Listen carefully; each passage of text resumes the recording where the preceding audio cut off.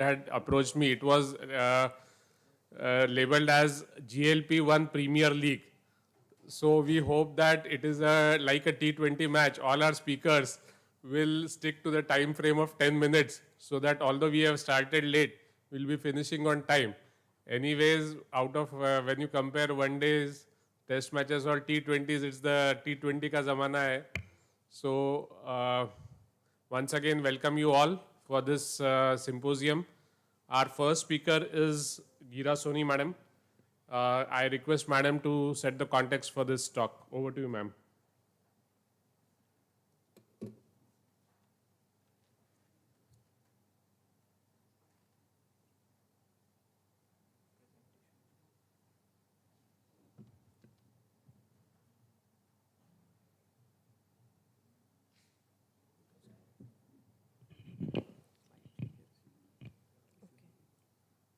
This is the pointer? Yes, ma'am. Pointer and slide.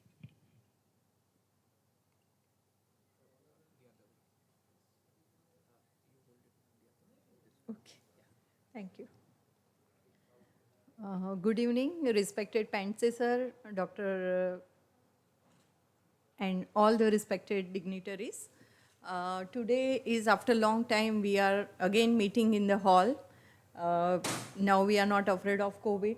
So today my talk is about incretins in diabetes care. So basically, my talk will be briefed about the basics of diabetes and what is the role of incretin and at which level. I'm sure all of you are knowing very well. So I'm just briefing and I'm keeping my talk smallest. So development of type 2 is progressive, we all know. The main aspects, first is insulin resistance, which starts quite early, maybe 10-15 years before the diagnosis of diabetes occurs, and it occurs because of the beta cell increase insulin output to maintain normal glucose tolerance. And later on, when this insulin resistance increases, then it leads to progressive beta cell failure and there is decline in insulin secretion. So initially, it starts with postprandial hyperglycemia, and as it increases, it leads to fasting hyperglycemia and then over diabetes. So abnormality in the glucose homeostasis starts maybe 10 or 15 years early before we diagnose case of diabetes, and almost we all know that more than 50% beta cells are already lost when person comes to you for consultation, or maybe more loss will be there. So as discussed, normal regulation of glucose metabolism relies on crosstalk involving the islet beta cell and insulin sensitive tissue, where tissue sensitivity to insulin determines the extent of beta cell response. And progression from impaired glucose tolerance to type 2 diabetes is stepwise process, maintaining normal glucose tolerance as long as beta cell increase the insulin secretion to offset the insulin resistance and glucose tolerance. Now, there are various factors responsible for the development of diabetes, genetic and environmental factors which are very important. We all know that we Asians have bad genes. We are having diabetic gene and diabetosity is very common in Asians. So normally what happens is when we have our meal, the blood glucose increases, pancreas secretes insulin, and then the receptors which allow glucose uptake at the level of muscles, liver, and then the blood glucose comes to normal level. It happens when your pancreas is functioning normal, you have adequate insulin in your body. But what happens is gradually, because of the obesity, age, and associated comorbidities like hypertension, dyslipidemia, there is gradual reduction in the insulin secretion, and insulin resistance in the peripheral tissue increases, and there is elevation of the blood glucose level which leads to type 2 diabetes mellitus. So obesity, genes, and environmental factor, these are the culprit for development of, they lead a person more early to the diabetes. So evolving understanding of pathophysiology of type 2 diabetes, we take diabetes per se as a disorder of glucose abnormal metabolism. but actually it is not. It involves all the parts, and each and every body part is contributing for the development of diabetes and making the glucose, making our body more glucose intolerant. So when there is, we already have discussed that insulin resistance and beta cell failure. So where here there is impaired insulin secretion and increased glucagon secretion, and there is decreased incretin effect in the gut. Then there is increased lipolysis in the liver. There is increased glucose reabsorption in the kidney. Muscle, there is less uptake of glucose in the muscle because of the insulin deficiency. There is impaired appetite regulation at the brain level, and then increased hepatic glucose production. So each and every organ contributes in the development of diabetes. So it is a complete systemic metabolic disorder rather than only pertaining to maintenance of glucose homeostasis. Now this is a beautiful study. This study has been done in Sweden, where almost 7 lakh diabetic people were compared with controls, almost 3 lakh control patients.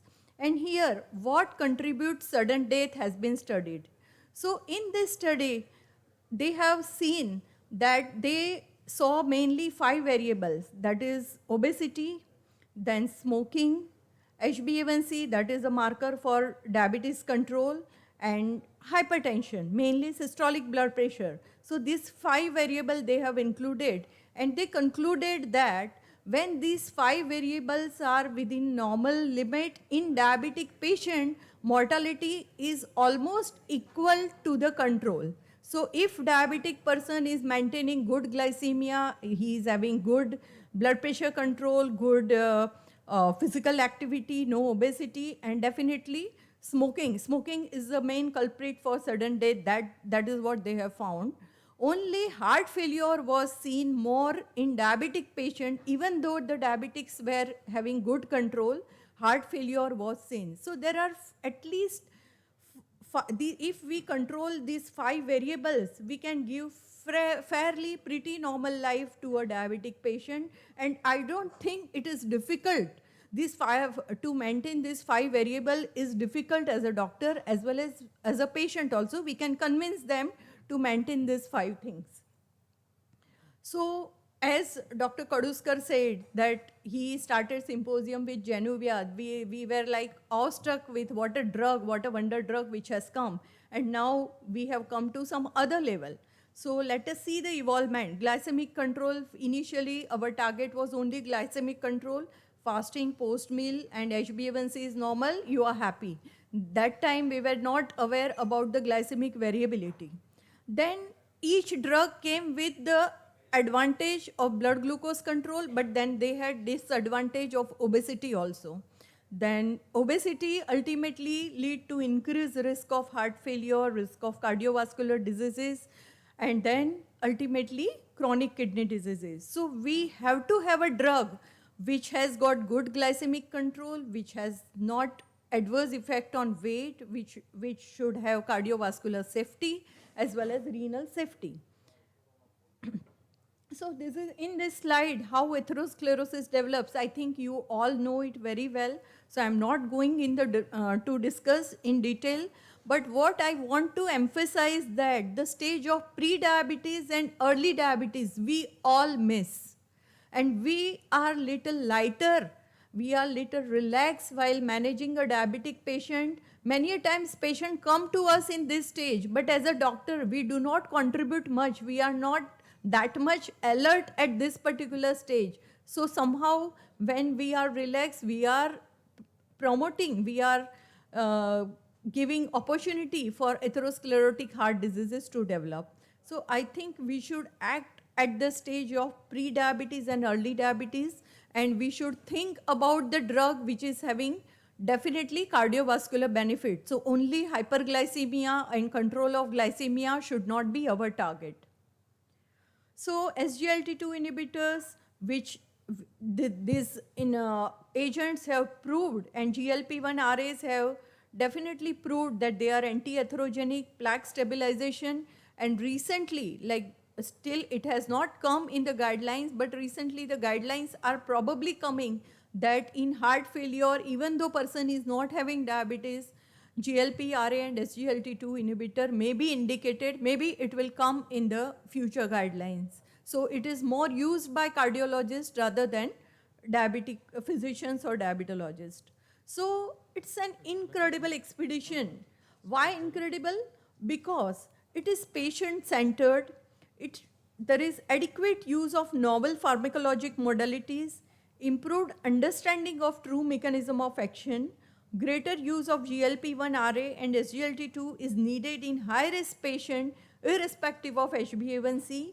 So it's time to embrace. We have already left Nokia. So we have already gone to Apple and Smart, and every day world is evolving. Then why not in medical science? We must take the newer agents with warm hands, and we should apply to all our patients because it has got good glycemic control, it has got weight benefit, it has got cardiac benefit, renal benefit. So I think this is a time that we should take novel agent primarily into our account, not that main inhibition starts from our doctor level. Person is not worried about the cost, but we are worried that if I'll write this expensive drug, this person may not come back to us. So let us not come in the denial mode and give what is best to the patient. It is up to patient to decide what kind of treatment, whether he is affording or not. That is not our problem, but we have to give the best drug which has got maximum benefits. Thank you so much.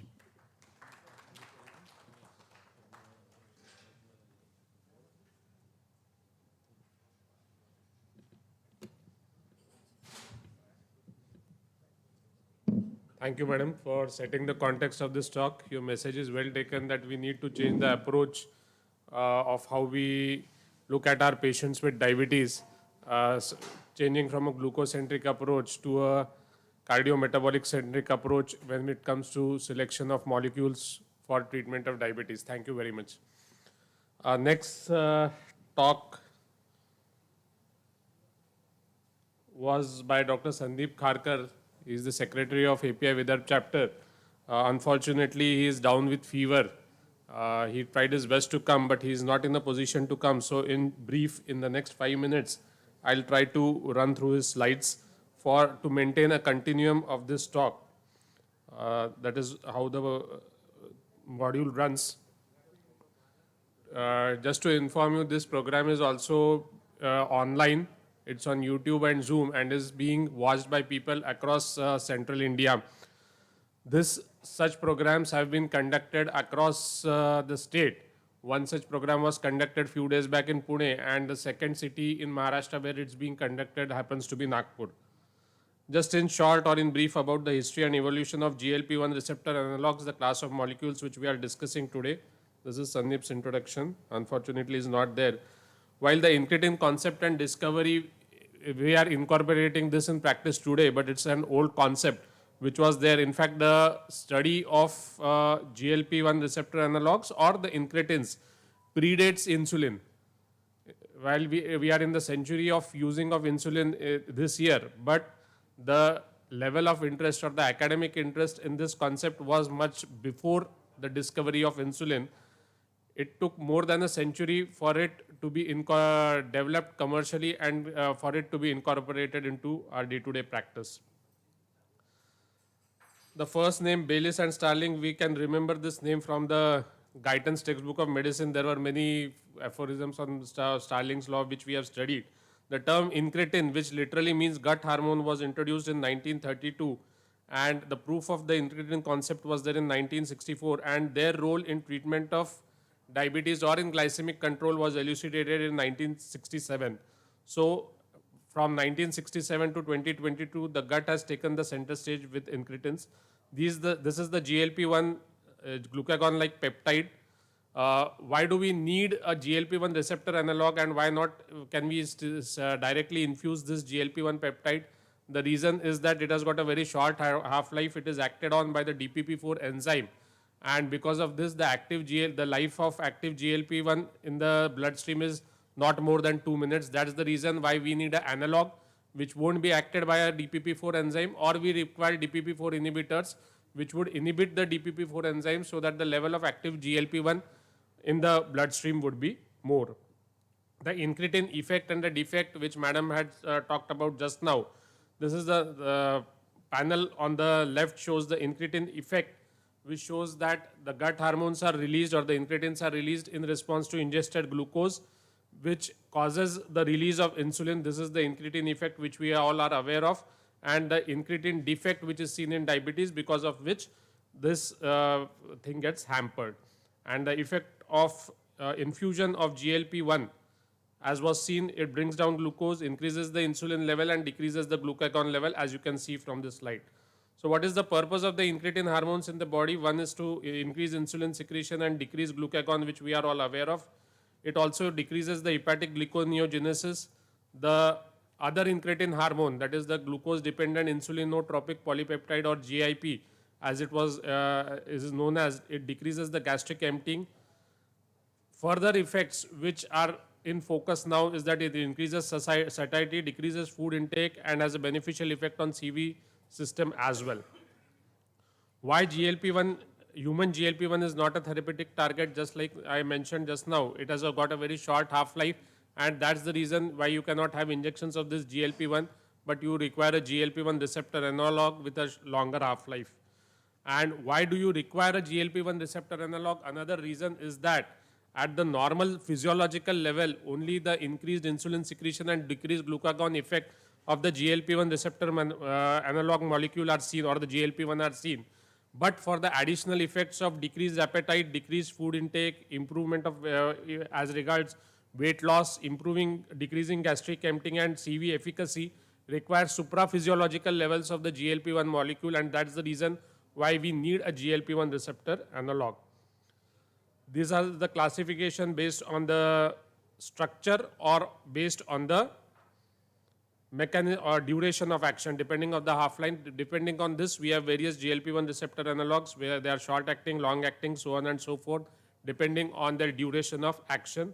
And out of these, many we are using in our day-to-day clinical practice.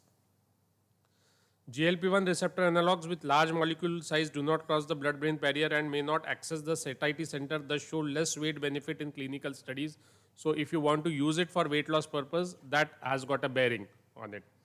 What is the future of incretin therapies? In maybe few years down the line, we will have dual incretin analogs, which will be a GLP-1 receptor analog plus a GIP analog, and known as tirzepatide, which has shown tremendous benefit when it comes to not just blood glucose control but satiety, and just like they are having game changer series right now, we will be having game changer series for those molecules as well, maybe 2-3 years down the line. I don't know which company is developing it. So it is still a history in the making, and with its multi-pronged effects, probably it's the future of treatment of diabetes. Thank you very much. And our next speaker is Dr. Jan Sir. Jan Sir doesn't require any introduction. He is a renowned physician of our city. And in spite of his busy schedule, he has one more engagement. He has agreed and he has come here. I am thankful to Jan Sir for it. Over to you, sir. Good evening, everybody. Actually, at the outset, I'm thankful to Ajay Kaduskar and all the team of API and Novo for giving this opportunity. Whenever the molecule is launched, we need to have a lot of trial, and particularly most important is the CVOT trial.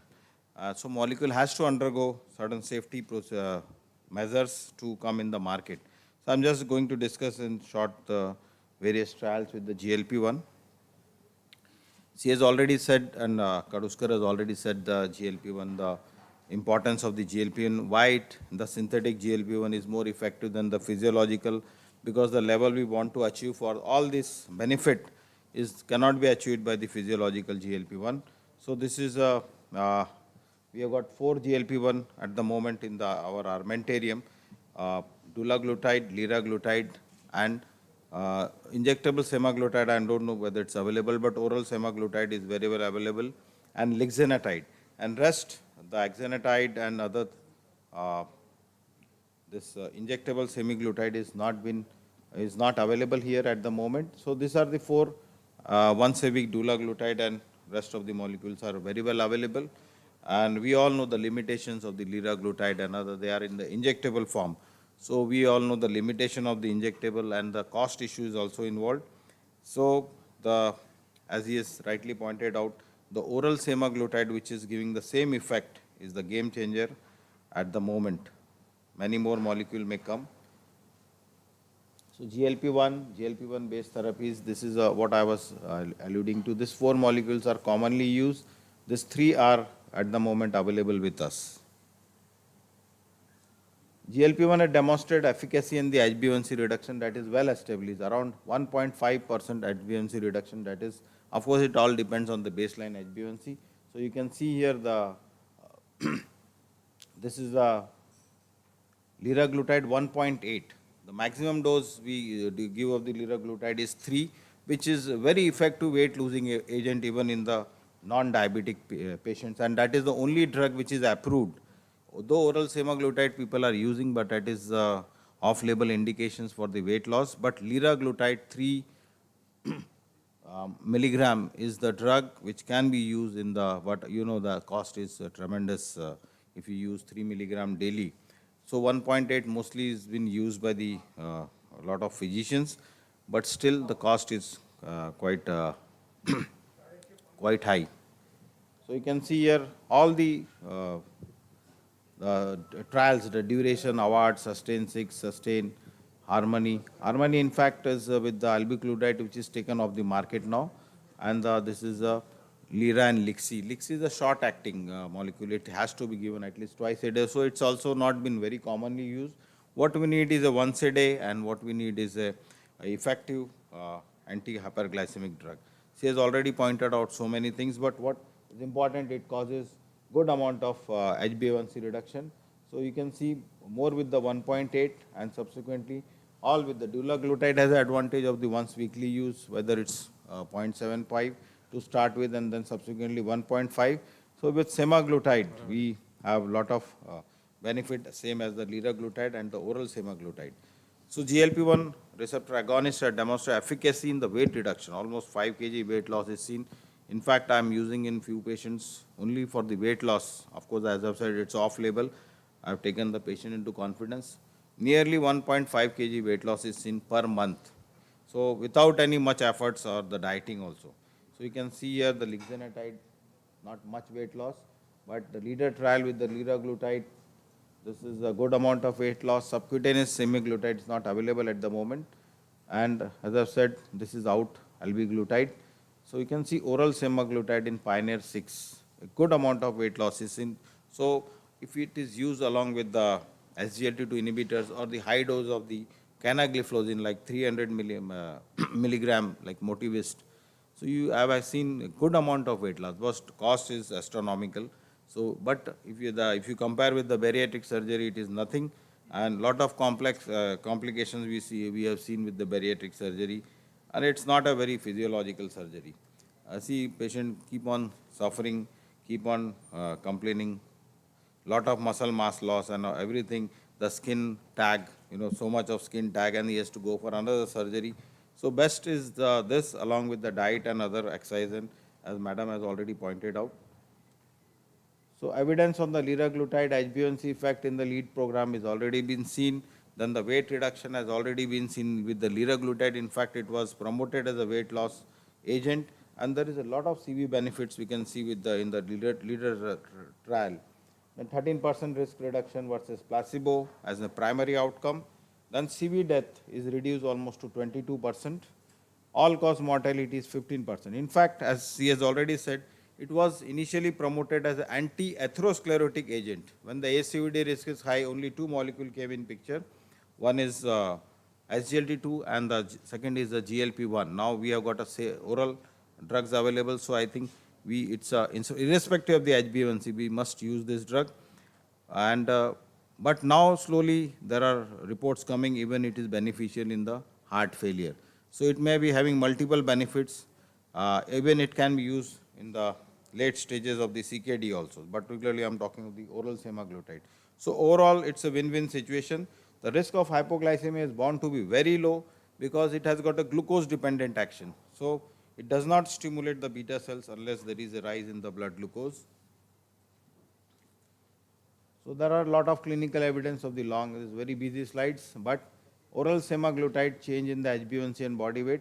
But maximum, whatever the gist of the slide is, you have to use the 14 milligram dose. You have to build up the dose. As you can see, whenever you use the 14 milligram dose, various trial, Pioneer 1, 2, 3, 4, 5, 6, and one is a dedicated COT trial, you got a good amount of HbA1c reduction, weight loss, but with the 14 milligrams. So you have to build up every month till it reaches. Very few people complaints of severe nausea to discontinue the treatment. So oral semaglutide reduces HbA1c up to 1.5% and should show a sustained weight loss up to 5 kg. And weight loss, we know it reduces the insulin resistance at the along with reduction in the HbA1c. So 3-point MACE is also less 13% risk reduction with the liraglutide, 12% with the dulaglutide, and semaglutide is almost double than the liraglutide. So that is the edge over the of the semaglutide. It is almost 26%. So that's a great amount of the risk reduction that was seen in the SUSTAIN 6 trial. Time to first event analysis of stroke and its subtypes, all strokes. You can see the pointer is on the left side. That suggests the superiority of the molecules or that favors the molecule. Ischemic stroke, hemorrhagic stroke, and undetermined strokes are all on the left side. That shows it favors the molecule. So pooled semaglutide data shows a significant reduction of 32% in the risk of stroke. So that's overall beneficial in all the vascular conditions. So these are the glucose. We have moved from the glucocentricity to the personalized and severe risk focus. We want to have lot of pleiotropic benefits of the molecule. So we have moved from, we can control glucose, now we are wanting more and more. So right from the weight loss to the CV to the CKD benefits. So all the things are present in this molecule. And thank you for the patient hearing. Questions and answer can be directed to Nikhil and Pentse sir. Thank you, sir, and thank you for being in time so that we are already late. So thanks for sticking to the time and thanks for sharing the evidence with this molecule and sharing info about the various clinical trials of GLP-1 receptor analogs. Our next speaker is Dr. Nirmal Jaiswal, sir.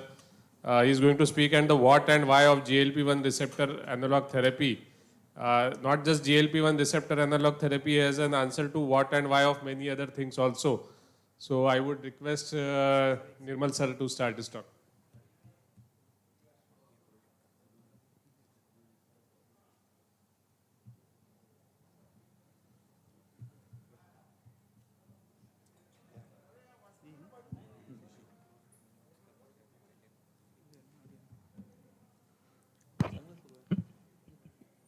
Good evening, everyone.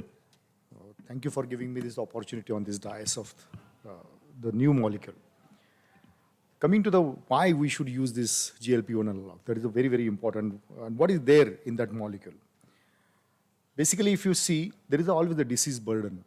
What is that? It is almost like all the people who are having the diabetes are 8.6% HbA1c. And almost like there is a people who are suffering from the diabetes, they have got a poor glycemic control. That is almost like 77%. And almost like 77 million people are having this sort of problem of HbA1c more than 8.6.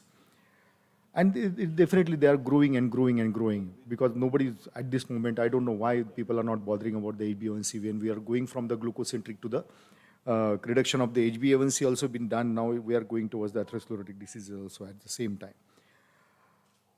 Another is the cost. Cost is a very big factor because the management of the diabetes is different, but at the same time, the complications of the management of the diabetes is also very different, which needs a lot of cost. The another thing is barriers. Why we have got barriers? Because at this moment, whatever the molecules which are available, they are very costly, including the liraglutide, what used to prescribe. We really think twice before using those sort of molecule.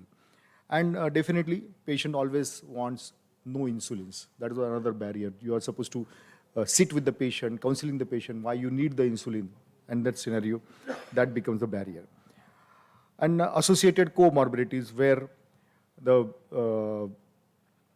these are the challenges, like inadequate glycemic control, this is one, the cardiovascular diseases associated, the obesity, overweight, and definitely a CKD. These are the four comorbidities, usually the patients who has most of the patient, I mean to say, to have who has the diabetes mellitus. So it is the need of the hour, is the early implementation of the optimum diabetes pharmacotherapy in a people who are having the diabetes to reduce the burden of the uncontrolled glycemia and the subsequent complications. If you see here, when we get the complications in the diabetes mellitus. So this is something population-based survey where the red line is the poor control, right? And the blue line is the control. So whenever we start with the diabetes mellitus, the initial incremental cost is always there, whatever the molecule you choose in the beginning.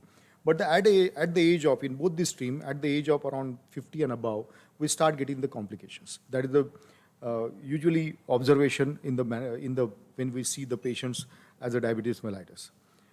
Whenever there is a poor control, everybody knows there is a decrease in the life expectancy. This is one, and that as well as the reduce in the quality of life. That means patient may have the diabetic foot, patient may have the CKD, patient may have the stroke in between, or maybe MI. And another, when we have got a very good control, there is always the improvement in the life as well as the quality of the life. So whatever the molecule which are available at this point of time, maybe the sulfonylurea, TZDs, the AGIs, the DP4 inhibitors, SGLT2 inhibitors, and the insulin also as well. We all have gone through these sort of therapy throughout our life of when we started the practice. But at the same time, what is there new today is which has all the parameters which individual molecules they have. It increases the insulin secretion. I'm talking about the Glp One Receptor Agonist.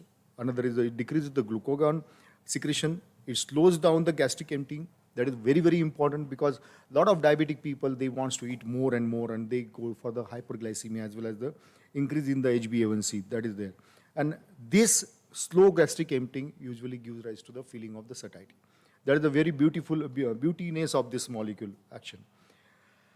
Now coming to the potential mechanism, what exactly we wanted in our practice, which sort of molecule we wanted to have is a molecule which increases the endothelial function. This is one, which increases the vasodilatation, which increases the plaque stability, which increases the even blood flow, which increases the diuresis and the nitriuresis. And on one side, what we wanted to have on decreasing side in our body to have the good quality of life and reduction in the complications of this diabetes mellitus is a reduction in the inflammation. It reduces the inflammation throughout of our body, and it also causes the proliferation. It reduces the proliferation of the smooth muscles, and definitely the platelet aggregation. Whenever there is a platelet aggregation, you bound to get a stroke as well as bound to get a MI or maybe the peripheral vascular diseases. That is a very disastrous for any diabetic patient to have the peripheral vascular diseases.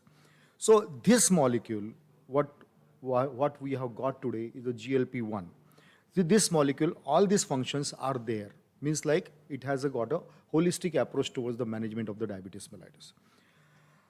Now coming to right from 2015 till this 2021, initially started with the glycemic control, and then lately we have got a controlling of the HbA1c. Whatever the HbA1c should be kept around 6.5 around, or maybe 6.5 to 7. That is what the mandatory was to have the reduction in the complication as well. But this molecule is different. It has changed the whole scenario. It has changed, what Dr. Sanjay Jain and even Kaduskar and as well as Gira must have talked about this. This molecule, even independent of HbA1c, we can just straight away start with this molecule. Whatever the HbA1c is, definitely, whenever there is an increase in the increase in the HbA1c, then you are supposed to use this molecule. But even if you have the control HbA1c, in that scenario, this molecule scores over all the molecules which are available. In what sense? It reduces the SACVD pattern or complications, heart failure, as well as the also reduces or maybe the prolongation of the CKD. This time, the 2022 ADA, what it has done, it has included this molecule in their protocols or their guidelines. So, independent of the HbA1c factors, this molecule has definitely been used in the different setups which are having the comorbidity. So that's the reason this molecule is very good whatever the HbA1c is there of that particular patient. So what are the indicators of ASCVD? If the patient, even if had the normal HbA1c, you should know what are the parameters to call it as the patient has a HbA1c. ASCVD. It is the age, more than 55 years age, with coronary artery disease. This is one. Secondly, is patient have the carotid artery as well as the lower limbs arterial stenosis more than 50%. That is another one. And patient has a documented LVH in echo. That is called as, these are the all parameters goes in favor of indicators of ASCVD. Whenever you get this, there is a molecule available which will reduce or maybe prolong the complications of the diabetes mellitus. Which molecules? Either you can use the GLP-1 receptor agonist or maybe the SGLT2 inhibitors, which is another very good molecule. If you combine both, you get a fantastic results as far as the management of the diabetes is concerned. So you are supposed to start in the patient who has got a heart failure. Dr. Sanjay Jain has already said that these molecules also gives rise to stabilization of the heart failure, reduction in the hospitalization. The same thing, you can start this here also. At the same time, GLP-1 receptor agonist, when we compare with the SGLT2 inhibitor, it has a proven, we are the people who try all medications who are having the evidence-based background. So that's the reason, with all pioneer trials up to the 6, it has proved that there is a CVD benefits. It means that it has a label indication for reducing the CVD events. It means that whatever the HbA1c is there, you are supposed to use this molecule. This is one. Second is Deglutide or the Glargine have demonstrated CVD safety. This is also another very good molecules to reduce the occurrence of the CVD events. Choose the latter generation of the sulfonylurea. Don't go with the first generation or second generation. The late generation can be used, and this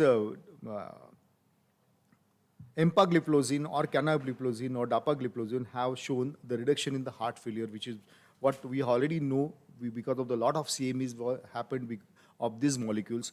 So they definitely have the cardiac safety as well as the reduction in the heart failure, thereby the hospitalization, thereby the cost of the medication. So in nutshell, what is the importance is whatever the HbA1c is there, this molecule is going to play a major role in prolonging the life expectancy as well as the quality of the life is concerned. So when to use this GLP-1 receptor agonist? One is patient with type 2 diabetes mellitus, that is 100%.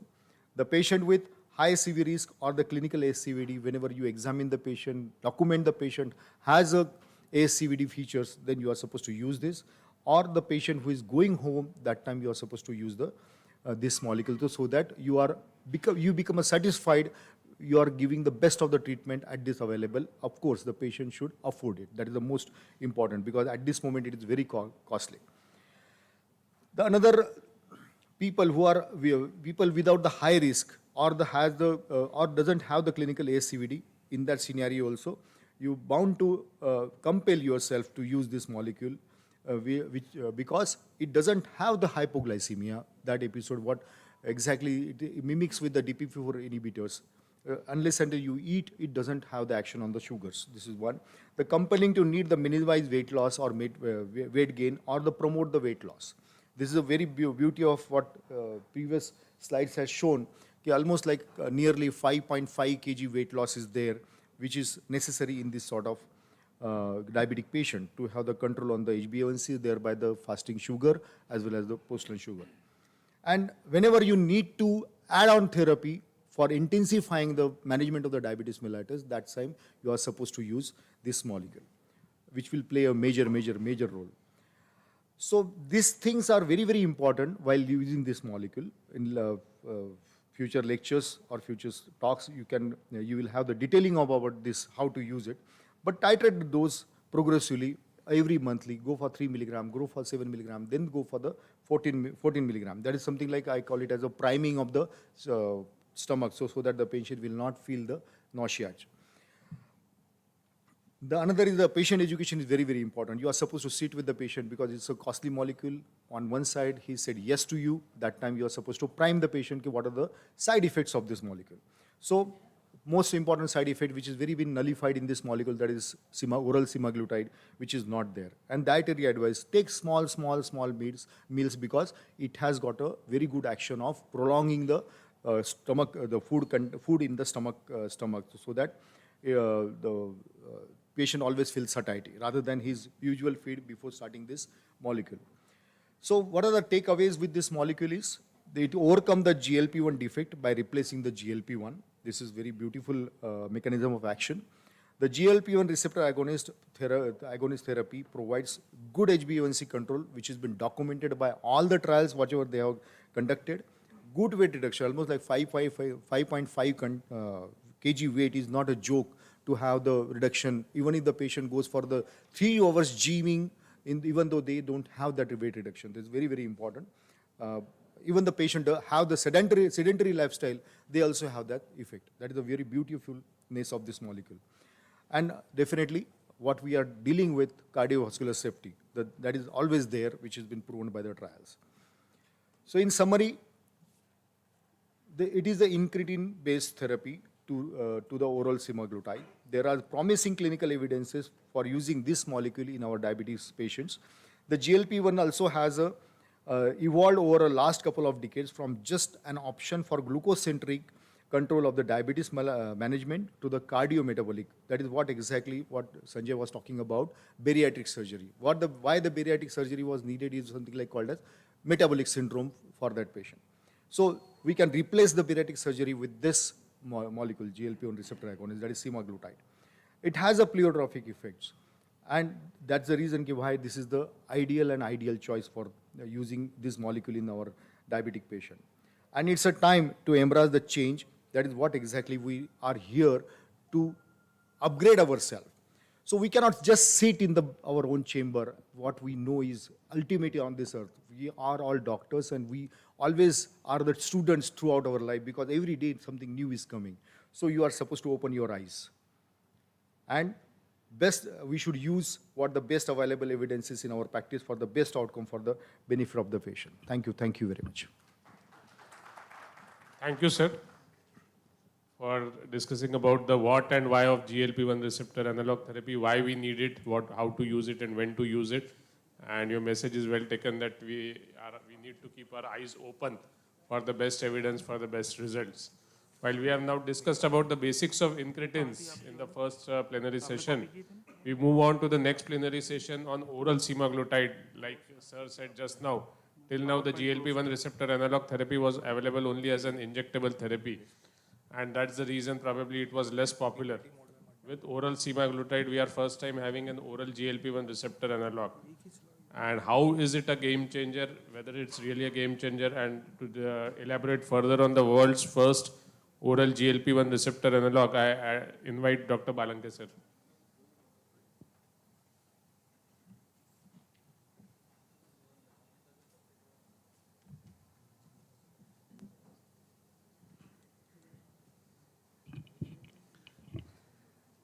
Thank you, Ajay, and thank you, Novo, for having this beautiful symposia, the Centurion Symposia on one of the best molecules which have been supposed to hit the diabetic segments. And the incretin part is done with Nirmal, Sanjay, and Gira. We move on to the semaglutide part of it. And this is supposed to be the game changer, possibly, into the vista of anti-diabetic regimen. And we have a lot of patients who would always prefer oral administration over and above, say, once in a week injections to once in a day injections to multiple daily doses of injections. So whatever said and done, finally the patient ends up with a choice of oral anti-diabetic agents for, say, whatever is an advantage, even if compromising the advantages of injectables over orals. And because it is seen that patients may be reluctant to intensify the treatment or progress to injectable therapy. So whenever an intensification is thought of with the help of injectables, there is first always a denial from the patients. Maybe there is a fear of injections, the perception that possibly this is the last resort and the disease has advanced to a situation where we have reached a stage of no return. There is a fear of hypoglycemia. People start believing that taking insulin is likely to cause more hypos. Then there are some patients who have been started on with 3 boluses and 1 basal, so 4 injections in a day, and almost like 6 to 8 pricks for sugar management. So they have a lot of injections and pricks which make them go away from injectables. Fear of weight gain from insulin, of course, and then poor communication with the physician. So there may be so many other reasons which take away the patients towards oral medications than injections. Then almost 76% of type 2 diabetes, the cost of once a day oral, people have preferred, almost 2/3 of the patients have preferred to go for orals than once in a week injectables. The most cited reason for tablet preference was convenience and dislike for needles, which is so much acceptable. But then there is, I think we have reached a time where we need to sit together, tell them about the importance and the advances which have been made in the injectable therapy. The adherence to injectable regimen is lower than the oral drugs, of course, because the pain takes them away from the regular injectable therapy. So the challenge of getting peptides in oral administration was always there, and the first quest for first oral peptide is over, and we have got a molecule which has the same effect as injectables and can be taken orally once in a day. So there always have been limitations to oral-based drugs because there was always the fear of enzymatic degradation inside the stomach. If there is no degradation, whatever amount is available, it's not been available. The permeability doesn't allow it to go inside the mucosa or to the bloodstream, and there is a low oral bioavailability overall. So that makes the drug not being able to absorb completely. So to counteract the challenges of this, we need to have an enzymatic stability which will not allow it to degrade. We'll have to see that once we have reached a level, it has a better permeability, gets absorbed from the mucosa, and then again the food doesn't impair the absorption of that molecule. So if you're able to get all these things together, we are possibly going to have a drug.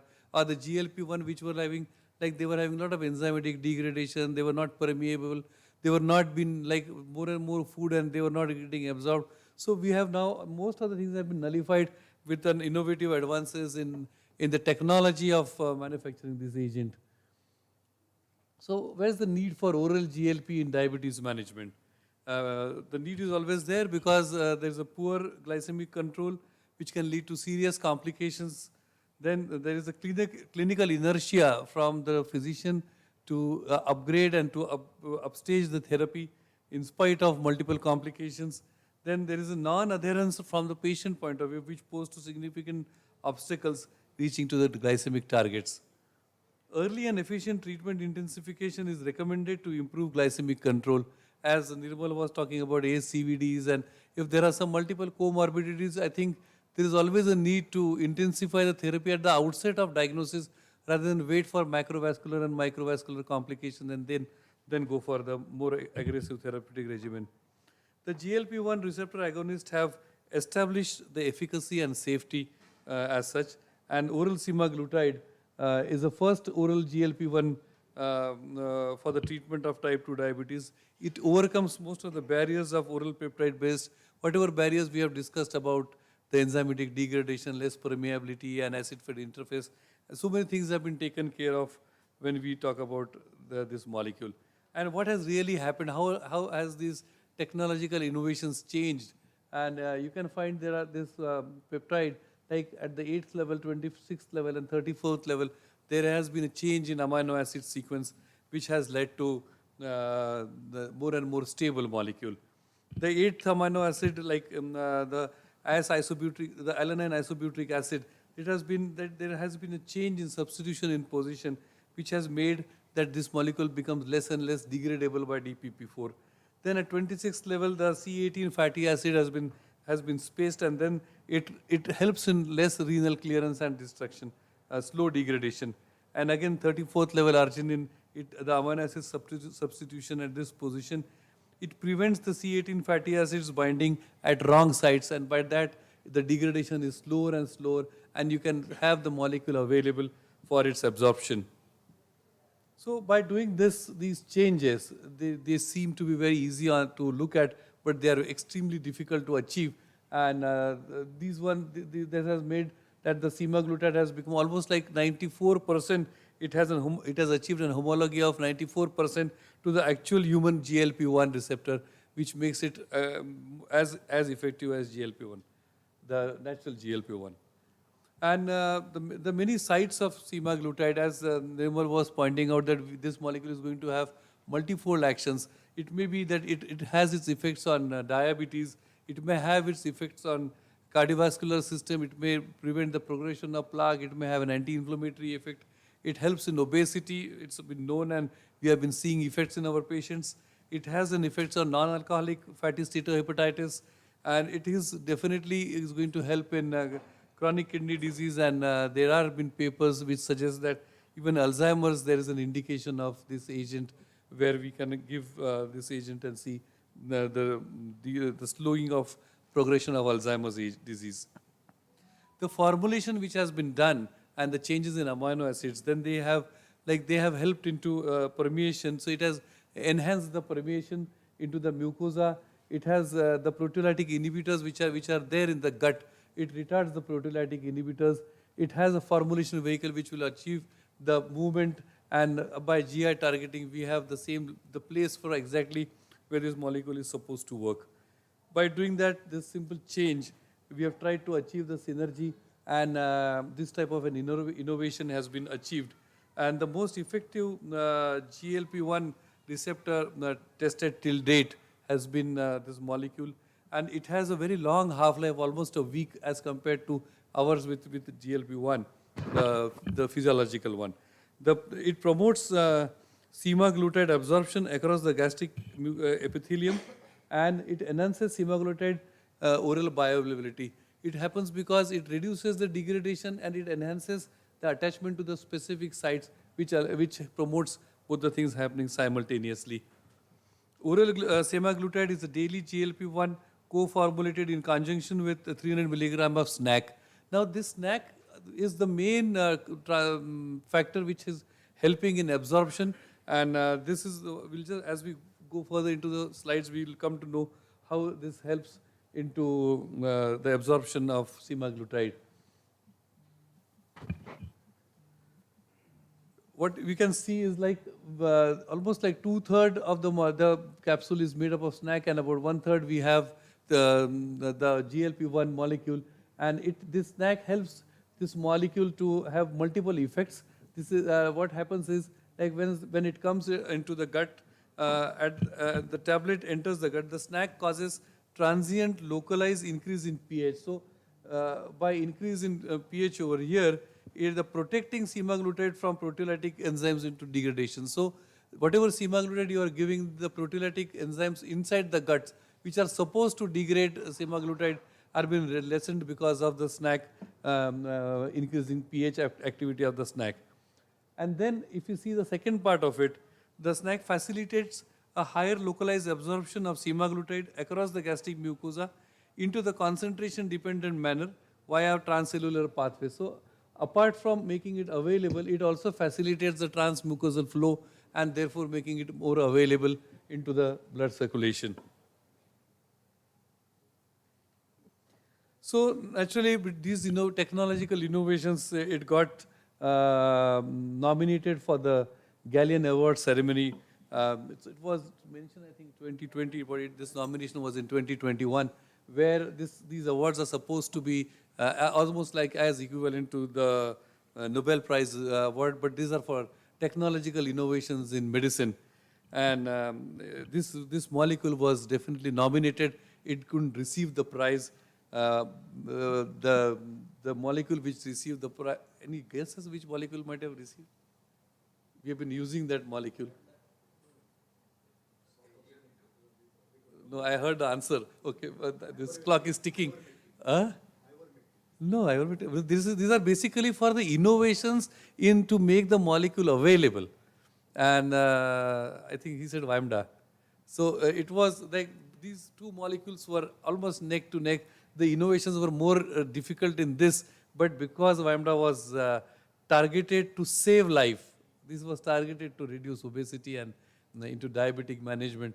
So this was nominated, but the prize was given to the Vimda. But of course, leave apart who's received the applied, but this is grand innovation which has made a very, very difficult, almost an impossible thing happening possible, and we have now this molecule to use for our patients. So dosing instructions are designed to optimize the absorption and it can be simple to our patients. They have to take when the patient is awake early in the morning on empty stomach, as we ask our patients for levothyroxine similarly, because the absorption is best in the acidic medium. Wake up and take your semaglutide tablet straight away, and up to half an hour, half a glass of water, approximately 120 ml of water. And then wait for about 30 minutes before eating so that the acidic milieu is preserved and the absorption is excellent. And the schedule is like we start with 3 milligrams, and then as Nirmal said, we have to go on priming the patient and escalating the dose to prevent the GI intolerance. So you start with 3 milligrams for a day, 3 milligrams a day for a month, then for 7 milligrams a day for next month, and then subsequently 14 milligrams a day to be continued. And these dose escalation is done gradually only because so that the side effects, the GI side effects are not seen at all. I have my separate observation about this molecule. It's very difficult to talk to the patient when you start, like I don't have too many patients, but 5 or 6, whatever I have with this molecule. And they are very restless. If like you start with 3 milligrams and they don't see the weight budging on either side, they are anxious that wo kam hoga ki nahi hoga, because they have already spent some amount of it. And then again you start with 7 milligrams, there is hardly any minuscule change. And the change starts once you go up with 14 milligram. One of my patients, he only told me, sir, me 14 chalu karto.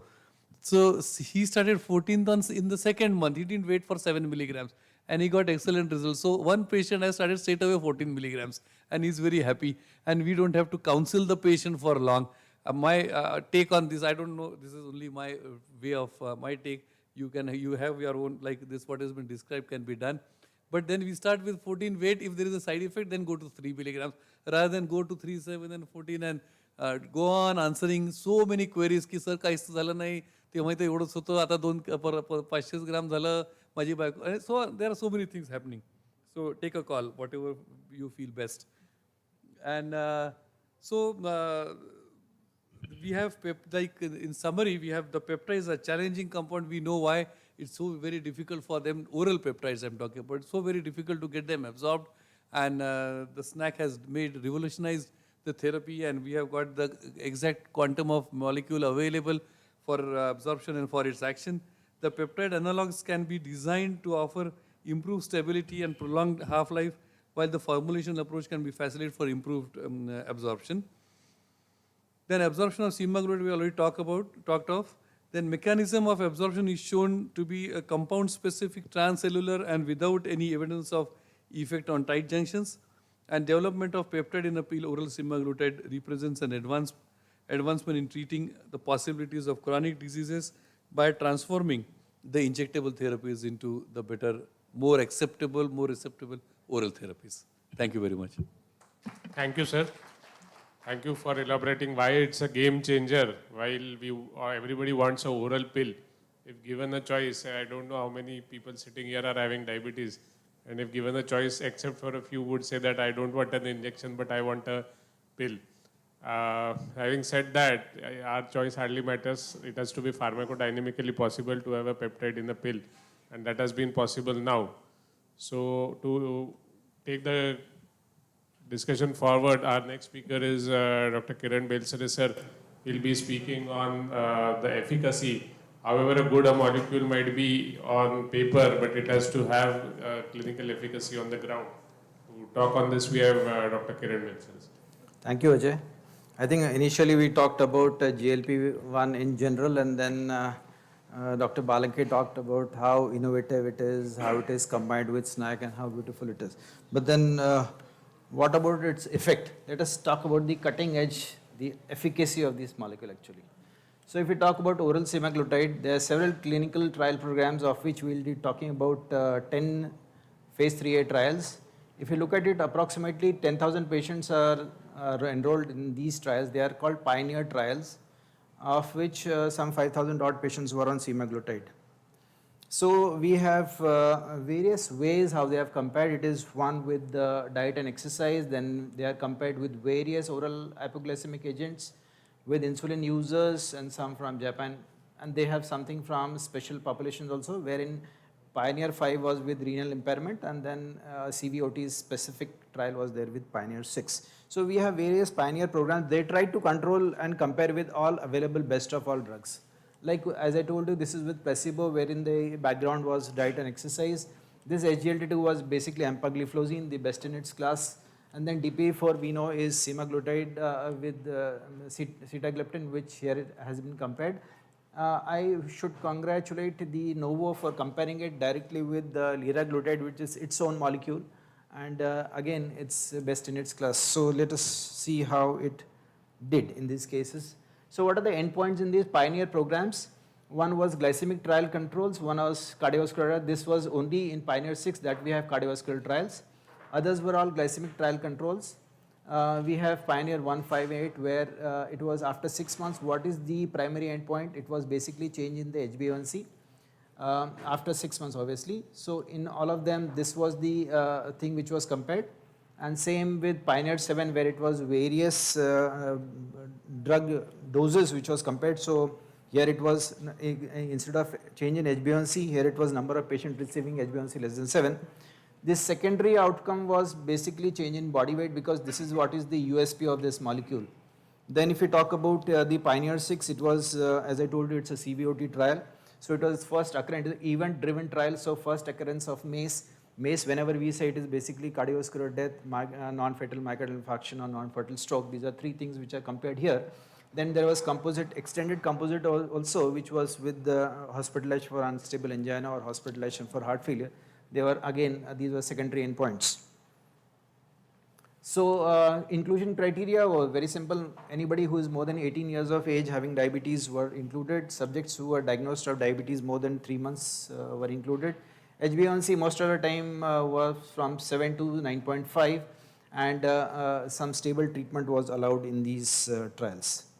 Exclusion criteria basically was, whenever we talk about exclusion criteria, this is whenever the investigator feels that this problem may jeopardize the safety of the subjects or maybe jeopardize the outcome or the protocol of the trial, they remove it, and therefore proliferative retinopathy and maculopathy were excluded.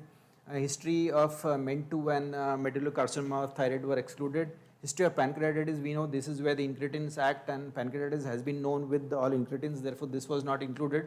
History of major surgical procedures specifically related to stomach, because as Dr. Balanki already told, it is basically where stomach is the place where it is absorbed through the snack, and anything which has got something to do with history of surgery for stomach, which could be anything like subtotal gastrectomy or maybe total gastrectomy or sleeve gastrectomy or whatever is gastric bypass. So they were also excluded, and all myocardial infarction, strokes and acute were also included, including the TIA. Malignancy was also excluded. So let us talk about the pioneers. The one, as I told you, was the change in HbA1c at the end of the treatment. In the Pioneer 1, which was with basically with diet and exercise, we find that after 6 months, the good HbA1c reduction was seen with the semaglutide, as Dr. Balanki was saying that it is basically 14 milligram which makes the difference. So you can see the HbA1c reduction of almost 1.5 compared to the placebo, which was non-significant.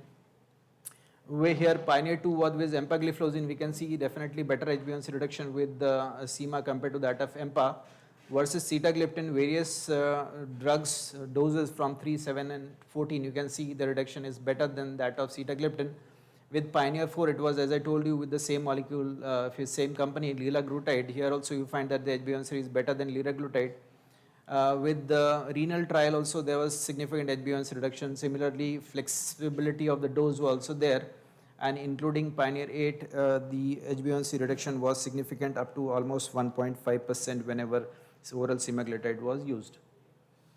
If it's seen a number of patients with HbA1c less than 7 at the end of the treatment, in all the Pioneers, we find that whatever doses we are using, specifically when you are using 14 milligrams, the number of people achieving HbA1c of less than 7 was significantly here, 80%, 70%.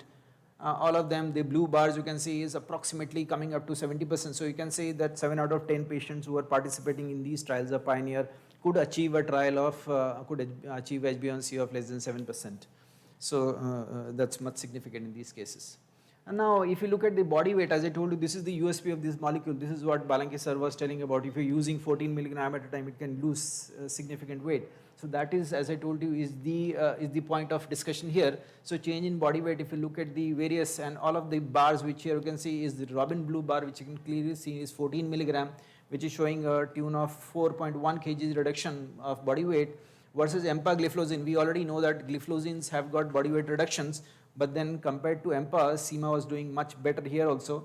And look at the sitagliptin, we don't expect much weight loss with sitagliptin. Obviously, as expected, semaglutide is doing better than the green bar. But what about the liraglutide? As Dr. Sanjay was saying, liraglutide has been accepted as the standard molecule for obesity reduction. In this case also, you see that liraglutide, the weight reduction of semaglutide was better than that of liraglutide. This is oral semaglutide. So here also it is faring well. In all others, including the renal insufficiency area, the oral semaglutide was doing better. So all of them, you can see that the reduction is almost up to 5 kgs, as Dr. Jaiswal was saying.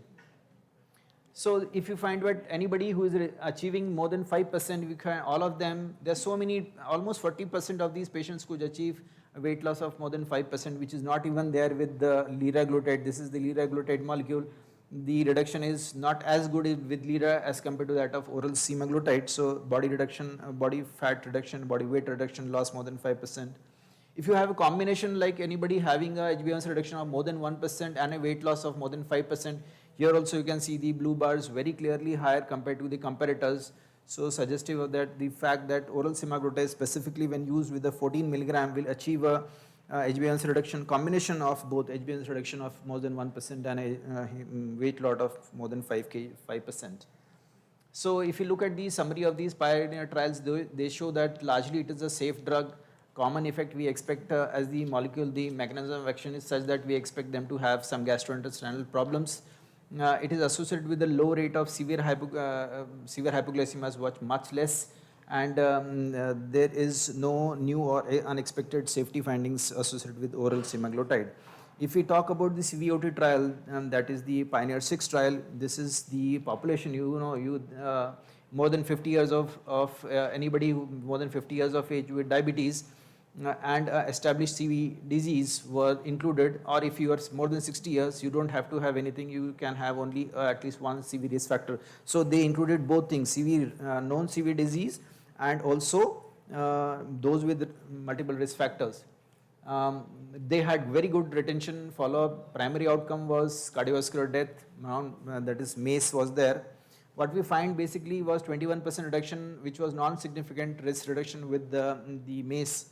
This is the MACE compared to placebo. Here we are clearly seeing that the non-inferiority was achieved with a significance, but superiority was definitely not achieved. Here also, if you divide the MACE into all three, these are the three different components of MACE, we find that it's a 21% reduction, but if we look at the right side, where we can see if it is a cardiovascular death, we find that the absolute relative risk reduction is to the tune of 51% when you are talking about CV death, and all-cause death was also approximately 49%. So as Jaiswal sir was saying, it is basically the cardiovascular problem, the atherosclerosis problem, which is more important with the GLP-1 receptor analog. Whenever we try to divide the two, GLP-1 receptor analog and SGLT2, SGLT2 is doing better with heart failures, GLP-1 receptor analog is doing better with the atherosclerotic problems. If we analyze and pool analysis of CV outcomes of both, whether it is the Sustain 6, which I told you is a injectable semaglutide, and Pioneer 6, which is the oral semaglutide, what we see is if you combine both of them, they have a superiority compared to the placebo, but by itself, if you look at Pioneer 6, the confidence interval is going slightly across the other side, so it is not a superior trial. So to have a superior trial, you have to have the confidence interval, both the upper limit and the lower limit on the left side of the union, and the hazard ratio definitely has to be on the left side. So this by itself is not a superior trial, but then combining Sustain 6 and Pioneer, both of them if you combine, it turns out to be a superior trial molecule. So summary, we see that oral semaglutide is definitely superior as when we talk about HbA1c reduction compared to EMPA, CETA or liraglutide. Weight reduction is definitely superior even that compared to liraglutide. Cardiovascular safety is, as we see in Pioneer 6, it shows 21% non-significant risk reduction. Overall safety, we find that it's pretty safe. Most common side effect was GI only. And at the end of the trial, we find that it is showing good HbA1c reduction, good weight reduction. This is what we are talking about. And speakers, Dr. Jaiswal has already told that basically we should try to use it as early as possible, but then whatever time we use, it is effective. And regardless of renal problems, regardless of liver problems. Thank you so much. Thank you, Kiran sir. All these, I look at these CVOTs and all these clinical trials in that they increase our confidence while prescribing any molecule, that they give us a confidence that whatever we are doing is right. And especially in this era of medical issues, we need to be, have evidence we need to justify whatever we are doing. Whenever we are using a new molecule, the dosing instructions, the other instructions and the counseling of the patient are very important, especially with a molecule which costs around 9,000 to 10,000 rupees a month. To talk on this, we have Dr. Himanshu Patil with us. So over to you, Himanshu. At the outset, I'd like to thank the Association of Physicians, Vidarbha chapter, respected seniors, colleagues and my dear friends. I thank all the senior speakers for setting up the background. So they've already done my job very easy. And since it's not just type 2 diabetes nowadays, it's something which is called as diabesity. And we have this perfect drug, the GLP One Receptor Analog, which is going to...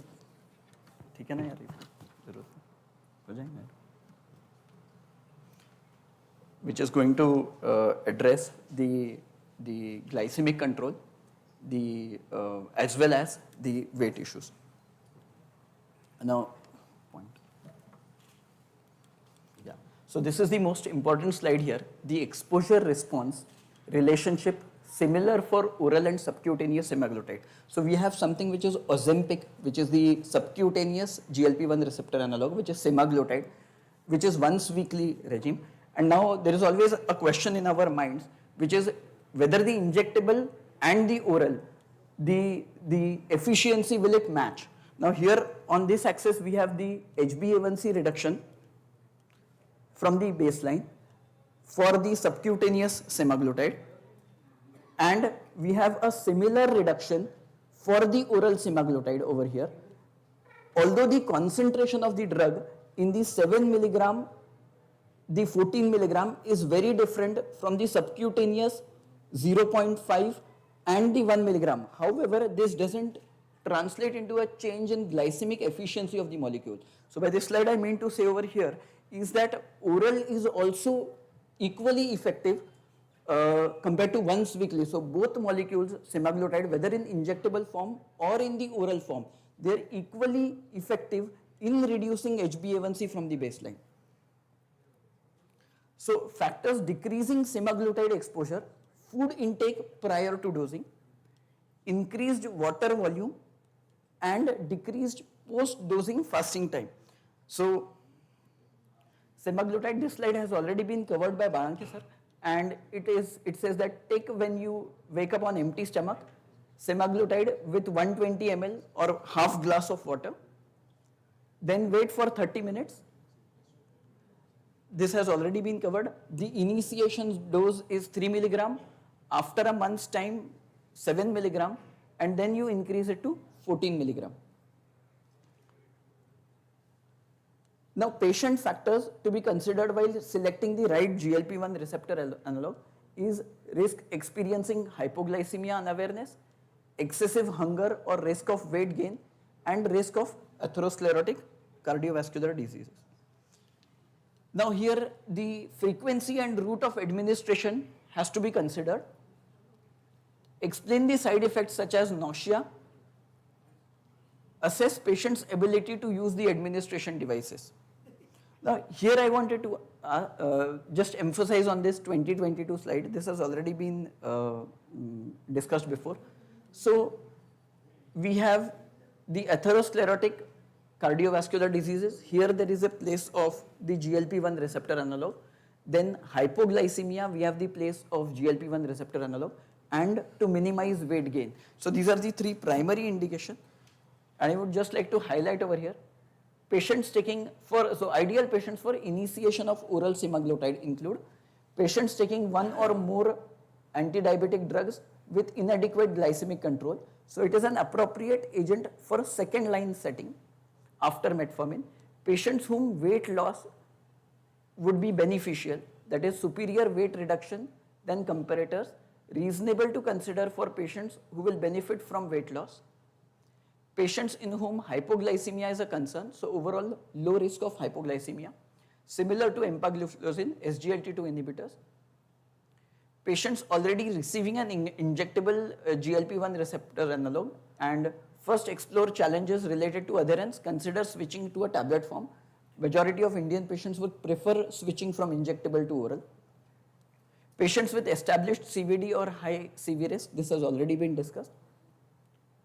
Patients with established renal or hepatic dysfunction. There is no dose adjustment recommended for patients with hepatic or renal dysfunction. Patient's age does not appear to affect the efficiency of the molecule. Now, so basically, how do you initiate? Now, doctors, once we understand the benefits of oral semaglutide, the patients are still in dark and they need to be counseled. Now, counseling is something which can never be told to anyone because it comes by oneself. And I would just like to give you some points that you can focus on before you initiate or you try to convince the patient to initiate the molecule.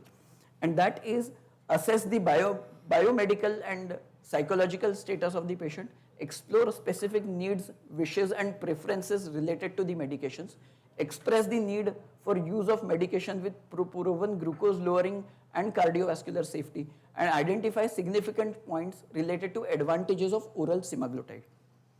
So these are the advantages. That is the oral drug, which is exactly what our patients want. Once daily dosage, glycemic control is also there, and weight loss up to 5 kgs as it is there in the research trial, the pioneer studies which sir has already mentioned, Bill sir, and cardiovascular safety. So these 4 points we need to stress on when we initiate this molecule and try to convince the patient on these parameters.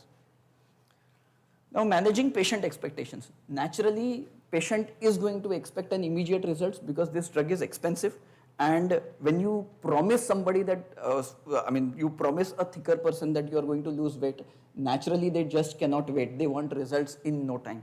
But that is not going to happen. So this is what a patient concern is. I am being given those medications that cause weight loss. And to this, the answer would be, I don't think so. So you may fall into any of these 3 categories. That is, patients who do not lose weight, but at least they have good glycemic control, or they might lose a little bit of weight, or a greater weight loss. Any of these 3 things is possible. But I think if we promise GLP-1 receptor as a primarily anti-diabetic drug with an added advantage of weight loss, definitely that would work. So like Balanke sir had mentioned that 14 milligram and the patient has expected weight loss. So you can just say that when you initiate the molecule, you will get a glycemic control. Probably that weight loss will not be there initially, but as the dosage increases, you might expect the weight loss.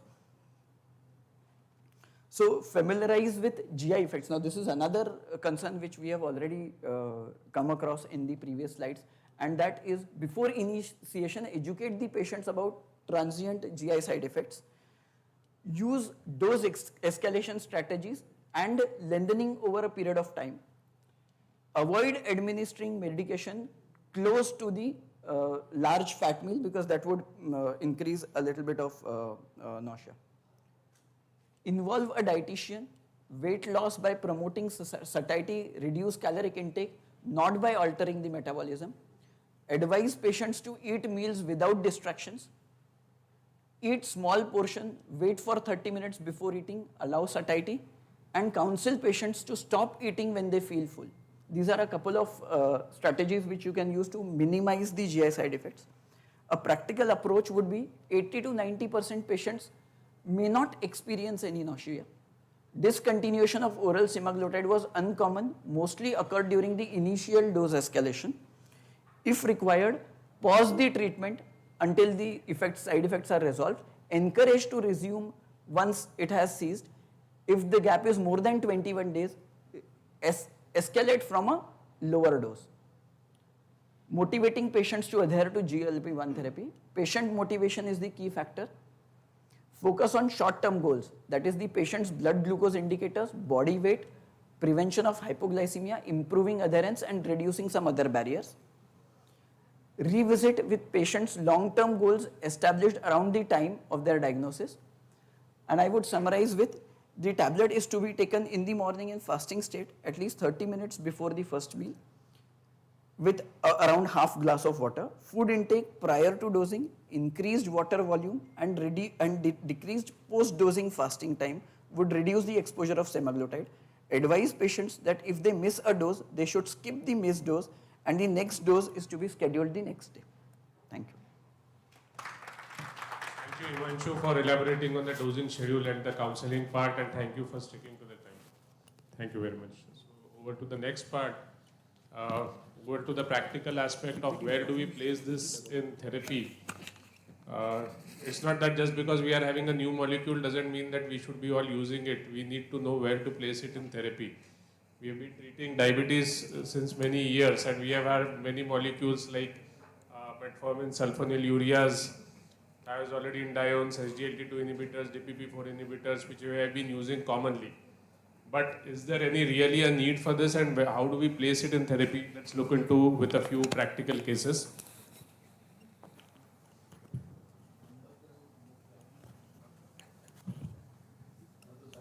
So what's the place for this? Whether it's in established, whether we can use it in newly diagnosed patients, whether can use it in those with established type 2 diabetes or those with long-standing diabetes. What does the evidence say, and how can we place it in our day-to-day therapy or in the algorithm of choice of anti-diabetic molecules? The first person is a newly diagnosed drug-naive patient. Can we use it in drug-naive patients? This patient is 40 years old, newly diagnosed, A1C of 9.2, BMI of 29.8, and the point to be noted in his history is that there is a history of dyslipidemia, and father had a MI at 55 years. That is, we have an early type 2 diabetes who is drug naive. Does this molecule have a place in treatment of this patient? The ADA algorithm, which has been elucidated many times during the course of this symposium today.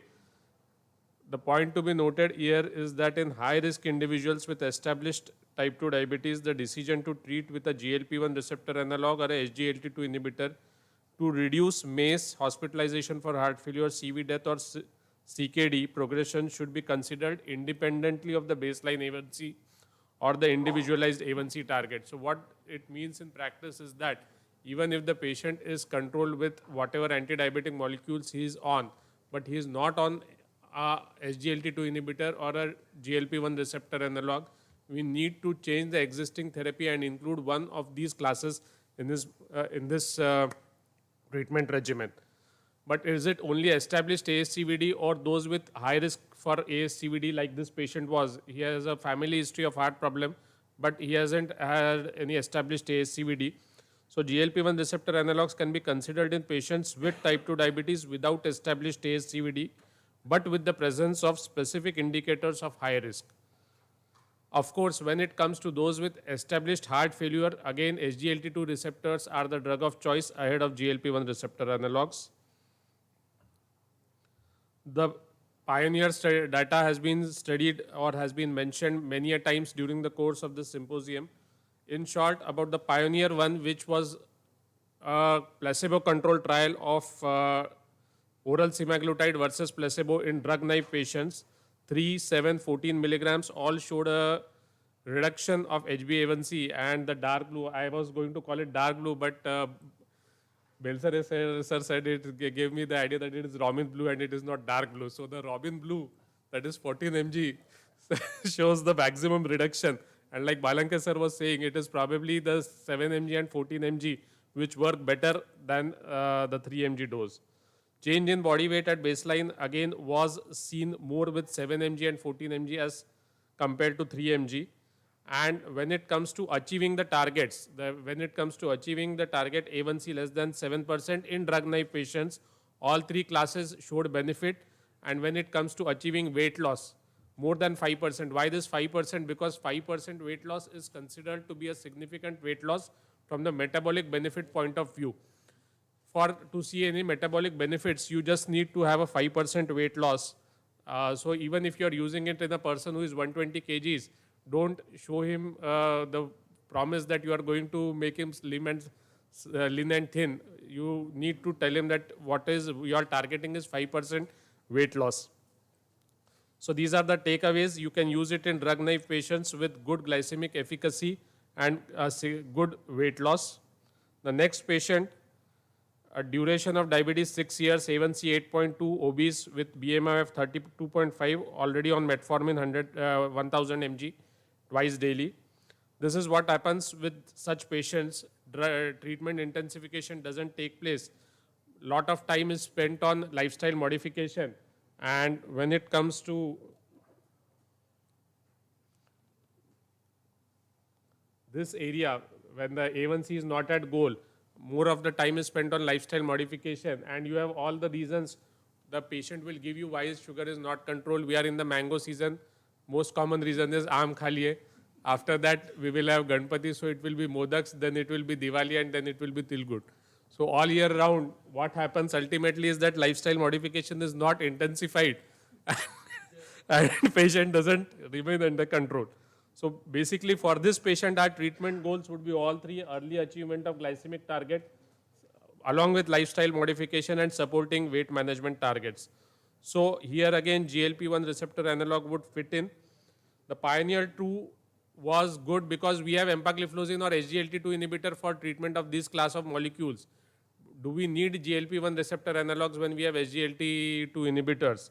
When EMPA25 was compared with SEMA5, it was found that the glycemic efficacy and the achievement of target was better with SEMA 14 mg as compared to EMPA25 mg. And when the three strengths of SEMA were compared with 100 mg of sitagliptin, again 7 mg and 14 mg showed a better glycemic efficacy and a better A1C reduction when compared to sitagliptin 100 mg. The third and the last case, patient on metformin, glimepiride, empagliflozin and basal insulin. Is there a place of usage of semaglutide in this class of molecules? His A1C or her A1C is 7.5 and she is obese. Do we need a GLP-1 receptor analog for these class of molecules? So this is what has happened to her glycemic control over the years. So she is diabetic for more than 10 years. And this is what has happened to her weight. The ascending line is the weight and the zigzag line is her HbA1c. So what has happened is that if you look into the time in range concept, the period for which she is under in the time in range is much less. She has a lot of hypos and hypers which are going on. So in her case, our goals would be achievement of target glycemic control to decrease long-term complications, minimizing the side effects of insulin therapy, that is minimizing hypoglycemia and weight gain which are seen or known with any insulin therapy, and of course to support weight management targets. The evidence for it is from the Pioneer 8 in which semaglutide was compared as an add-on to insulin, and it was studied in all forms of insulin therapy, be it basal bolus or premixed. And the results were that it improved the efficacy when it was used as an add-on to insulin, be it 3 mg, 7 mg or 14 mg. And what was important to note was that 7 mg and 14 mg resulted in the reduction of the insulin dose, that is what was required, along with a benefit as regards the weight gain. So this was the three cases of type 2 diabetes across the spectrum: drug-naive, established diabetes and those on insulin. To discuss about the usage of this molecule in patients with comorbidities, we have none other than Painse sir with us. I would request Painse sir for his discussion.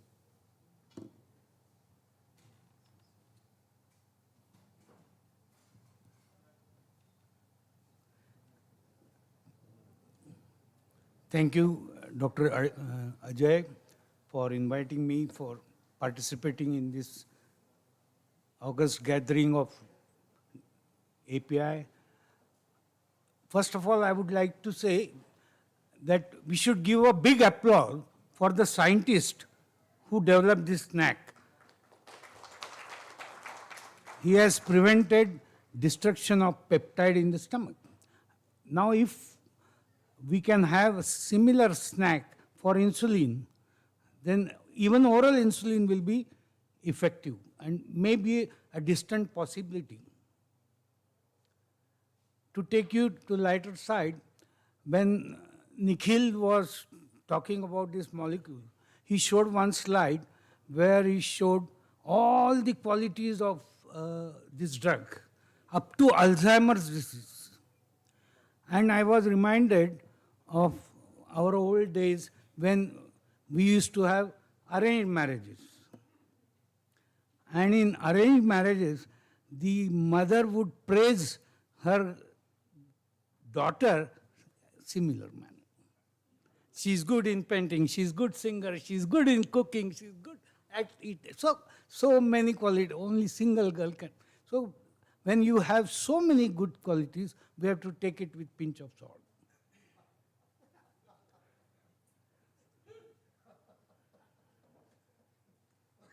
How do we proceed?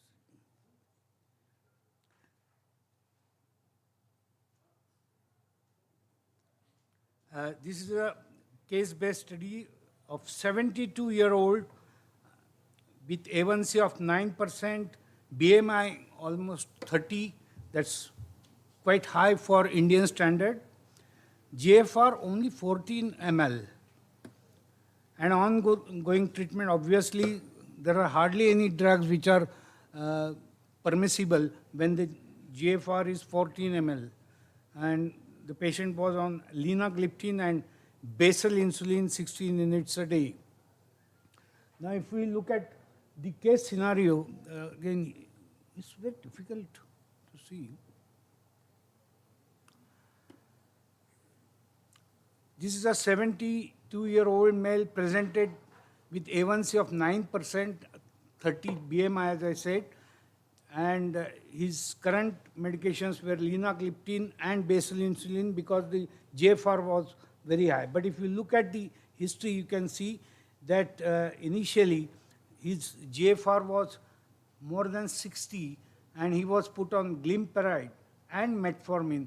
And as the disease progressed, renal system deteriorated, the GFR went on becoming less and less, and a stage of CKD, final CKD came, where only few drugs are indicated like linagliptin and basal insulin.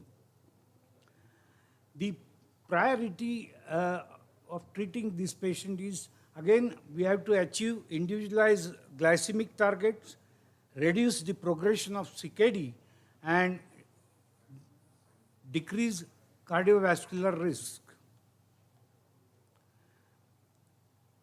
Now, what would you suggest in the treatment priority? Is it A, achieving individualized glycemic target, or reduce the risk of CKD, B, or decrease the CV risk? For this, we can see this kidney disease improving global outcome, KidGO treatment algorithm, and here we start with, when the GFR start decreasing, we reduce the metformin, that's the drug allowed up to certain stage of CKD, and then when the GFR further goes down, we are left with few drugs. SGLT2 inhibitor, we have to stop when the GFR goes below 30. And of course, insulin is the drug of choice, but some DPP4 inhibitors and Glp1 receptor agonists are prepared. However, as the GFR decreases below 30, the only treatment left for is the renal transplant or dialysis, chronic dialysis. Now, if we look at the effect on HbA1c and body weight, You can see here the reduction in A1C was more than 3.7 for body weight and A1C 1.1.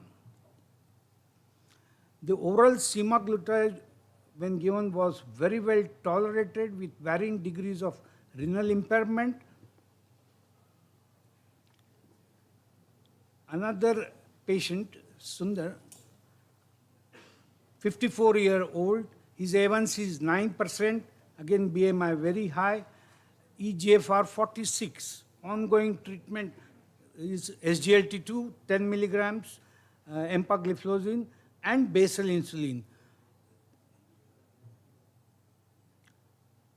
Sometime back in 2018, in editorial in Lancet came this proposal when SGLT2 was introduced with lot of fanfare, and where we said pipes, pump, and filter. And these are the three targets that we have to target while treating a patient with diabetes. Pipes means arteries, because atherosclerotic heart disease is very much accelerated. Pumps is heart failure, for which there is no treatment except perhaps lanoxin, and the filter, that's kidney. So these are the three main areas where all our diabetes treatment should be focused to prevent the progression of arterial disease, pump failure, and filter failure. Now, GLP-1 receptor agonist, we have seen exceptional CV benefits with liraglutide studies, and it has achieved, AD had given A-level evidence. So that's the best evidence that one can have, and we have all seen the benefits of injectable lyraclotide. Now we expect similar results with even oral semaglutide. So for all these GLP-1 or semaglutide, they act on pipes. They don't act on pumps. So their action is on prevention of accelerated atherosclerosis, while SGLT2 has action on pumps and kidney filters as well. And we have been always listening that this originated from the Gila monster, and I had this monster, I was very fortunate to see Gila monster, live Gila monster, not in Amazon, but or forest, but in Sweden, where I saw it in a zoo, live Gila monster. And the beauty of this Gila monster is, it has this peptide is present in the venom of the saliva, and Gila monster eats only once in a month. But when it eats, the GLP-1 causes pancreas to grow quickly by 50%. So pancreas gets swollen by 50%. It eats only once, and that GLP-1, and that's why if you recollect olden days when GLP-1 was introduced, we were all concerned about pancreatitis. Slowly we realized that in human trials there was no pancreatitis, and therefore it's very safe, except patients who have history of pancreatitis, we don't give GLP-1. And all of you have heard others talking about results of various pioneer studies. Again, you can see relative risk reduction of 21%, which is quite good. Again, you can see CV death, 51% reduction, all-cause death reduction by 49%. Again, Pioneer and Sustain 6 pooled analysis shows that everything is on the left side of hazard ratio. So in short, this molecule is very promising, oral semaglutide.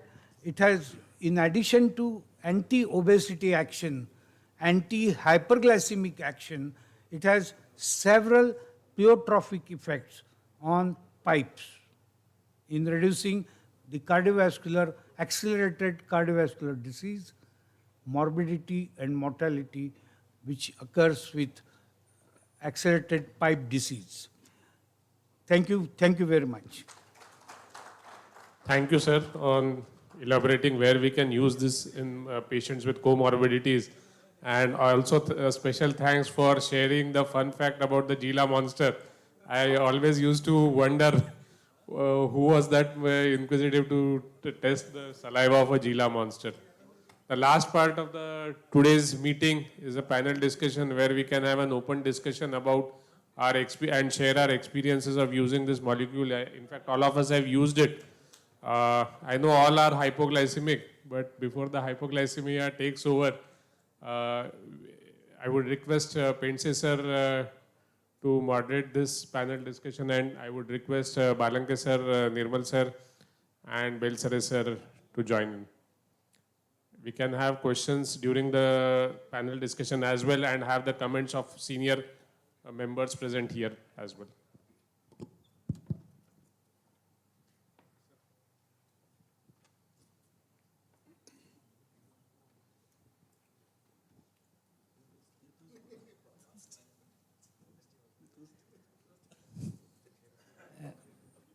The questions are not directed to any one of you.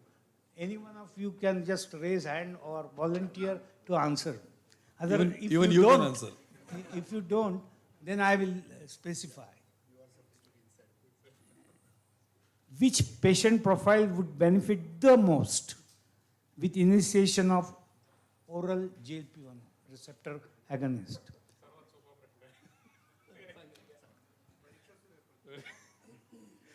The one I would say who is most motivated are those patients who are obese with uncontrolled diabetes. In fact, they qualify for it because they have risk factors for ASCVD as well. They are obese, they need weight reduction, and they are uncontrolled. They need good glycemic control. Is there any BMI cutoff for starting oral? I think it is 30. 30. There is not as such. But generally, below 30, you can have lifestyle advice as well. Beyond 30, you need drug therapy as well for treatment of obesity. Like? For treatment of obesity. Like? Like GLP-1 receptor analog or liraglutide. Or liraglutide. Okay. Can you share experience with liraglutide? Anybody? Injection. Very few, sir, very few. Liraglutide or semaglutide? No. Liraglutide. Liraglutide. Liraglutide also excellent GLP-1, but there we had like a very less experience with semaglutide. But there were few patients with liraglutide who had more GI symptoms as compared to semaglutide. It caused weight reduction and good glycemic control. It's a good molecule. With oral semaglutide, we saw they lose about 3 to 5 kgs. Yes. But with injectable liraglutide, I have seen fantastic double-digit weight reduction.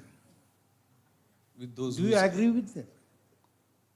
not too many patients, but there were few motivated patients. And Yes? If you look at the trials,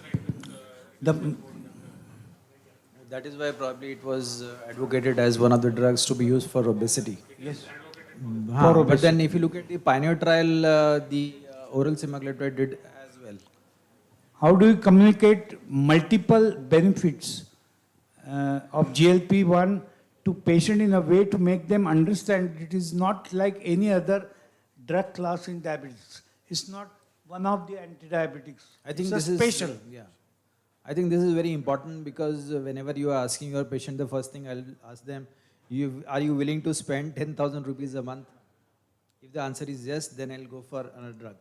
Then definitely whenever you give such a choice, you have to plan, as you said, all the good qualities, which could be like reduction of ASCVDs and then effective in kidney problems. It can be used with any drugs at any times. Obviously, once you are reducing the weight, the insulin sensitivity goes up, The NAFLD, it has been used in that also. So there are several benefits apart from only reducing the sugar levels. So you have to explain all of them, and obviously, as I told, the USP of this drug is reducing weight. Once you are reducing weight, and if it is like for more than 5 kgs, 5%, then obviously it is of metabolic benefit also. So you have to sit with the patient for at least 5-10 minutes till they all positive. Then only you can expect them to actually be religious with this drug, which because it has got its own fancy that you have to take it at this particular time with so much of water, and you have to not eat for so much of time. Sometimes it is very difficult when you ask your patient to take tablet and then just wait for 30 minutes. You have just woken up. Everybody is so hooked on to bed tea and some biscuits or something. So how do you manage that? Most of them go for a walk. That's right. So almost like all those thyroid patients, they take medicine and go for a walk. 30 minutes, go for walk. So we achieve two things, exercise as well as compliance to oral semaglutide. The fourth question has been already discussed, liraglutide versus oral semaglutide. And I think liraglutide scores over oral semaglutide. How do you see the future of GLP-1 receptor agonist in terms of indication, expansion, and its future in other allied conditions? Bright future. Any other? Definitely, I think if we remember ourselves, like we were talking about in 2007 when sitagliptin was introduced, we used to think whether we'll be able to write anything which is costing 50 rupees. Yeah. But then as of now, we are using this drug left, right, center. I think the same is what we are experiencing today with oral semaglutide. We are finding it quite expensive, but I think as we see the effects and as the patient compliance improves, and we'll be prescribing it to more people. And obesity is increasing very rapidly Very now. rapidly. So one beautiful point about this molecule, it doesn't have the much of a sarcopenia-like features. For example, like when you have the SGLT2 inhibitors, everybody has used. More of fat loss. Yeah, more of a fat loss. And even the glow remains on the face. That is what exactly. That's good. This can be actually contradicted with the bariatric surgery where the glow goes. Yeah. And you have a hanging. Yeah, you have hands and slacked extremities. muscles, And they have to go to plastic surgeon yeah, then. yeah. First they remove the fat, and then again they remove the skin. You yourself being a doctor, you yourself feel fresh when you see the patient with a fresh face. That is very nice. Wonderful. For last 2 hours or more, we have been discussing the various aspects of oral semaglutide, injectable liraglutide, and we are more or less convinced about the efficacy in glycemic control as well as the pleiotropic effects of this wonder molecule. With this, we come to, yes?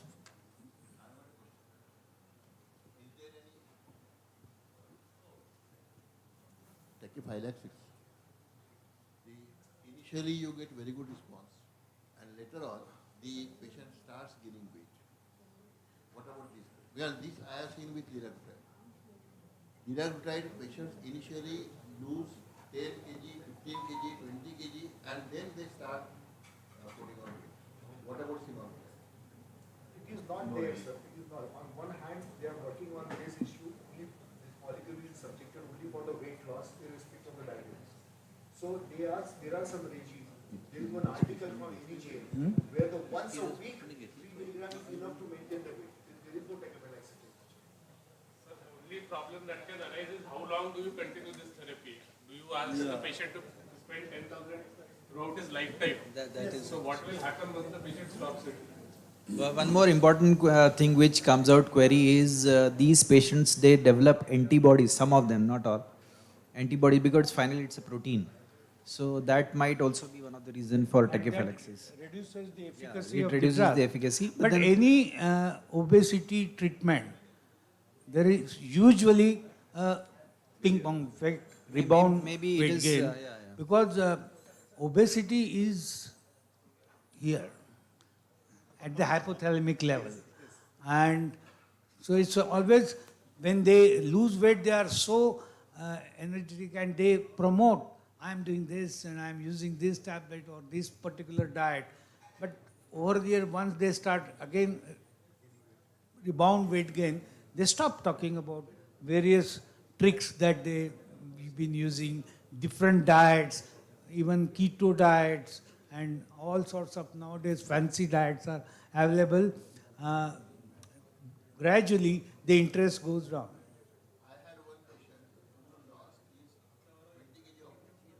But have a mic. His appetite was so much lost and he was loving food so much that he stopped the drugs, started eating, and then he started enjoying it. I will just narrate a very practical experience with injectable liraclotide.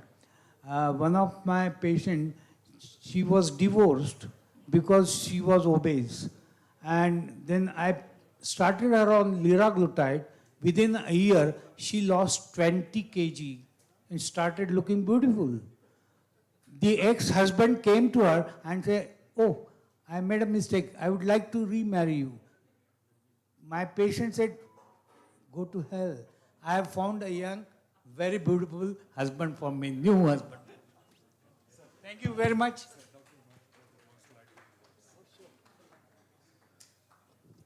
Sir, I wanted to add something. So basically, liraglutide and semaglutide.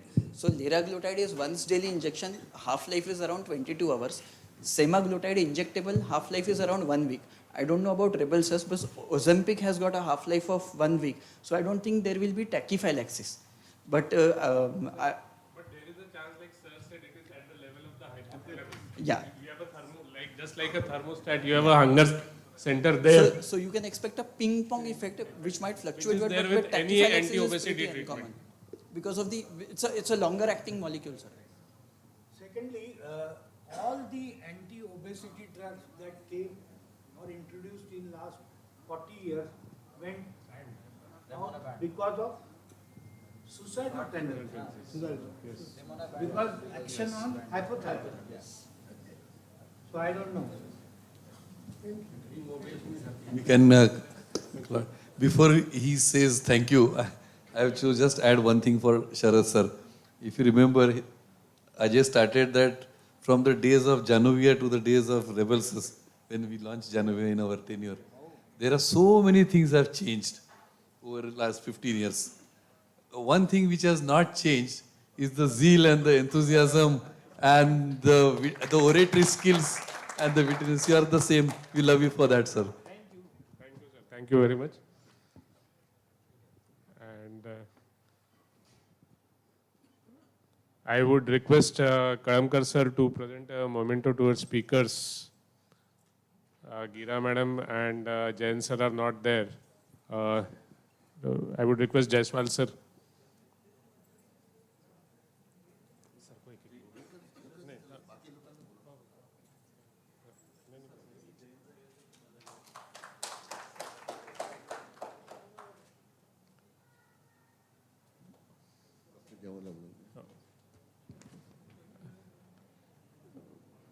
Mundle sir, I would request you to present a memento to Balanke sir.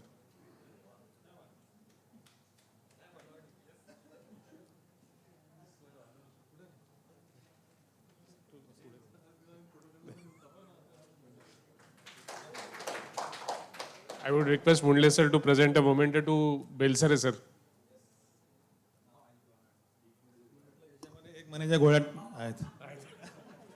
मोठे gift है. And I would request Mundle sir to do the honors by presenting a memento to Himanshu.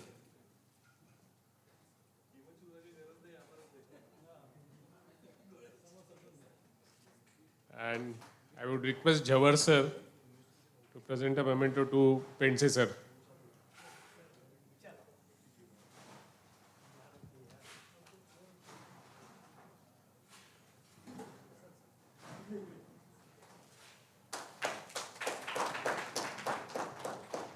So thank you all, and I would invite all the faculty to come forward for a group photograph.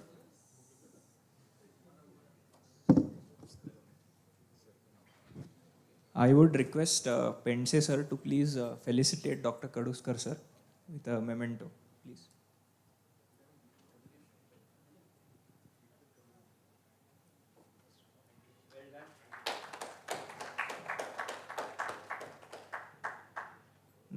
Now we come to the end of our scientific session.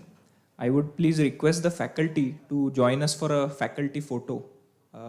All our faculty can please assemble here. We'll have a group picture. Request all the past presidents of API Vidarbha chapter and the executive members to also join in for the photograph.